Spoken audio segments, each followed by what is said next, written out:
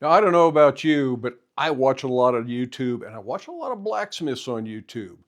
Two of my favorite blacksmiths to watch are a couple of Swedish blacksmiths, Torbjörn Aman and Nils Ögren. Probably mispronouncing the names. Sorry about that.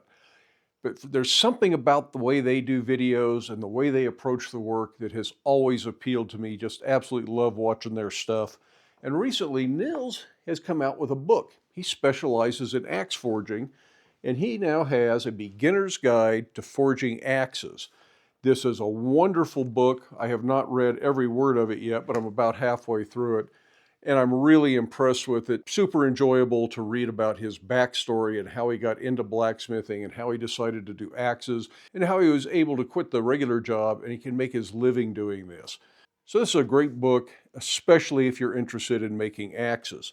And it reminded me of the first axe I ever made, or at least the first successful axe I ever made.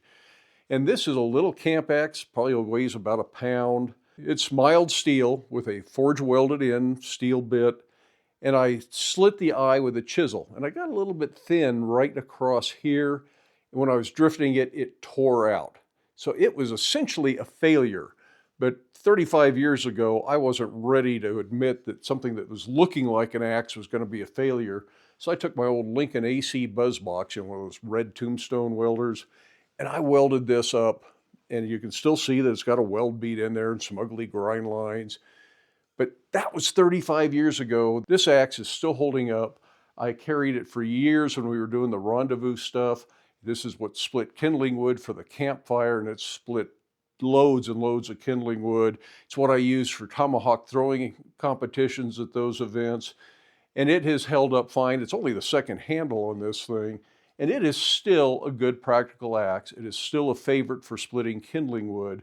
So even though it was technically a failure at the time, it was a starting point. And I encourage you not to be too discouraged by some of your early failures.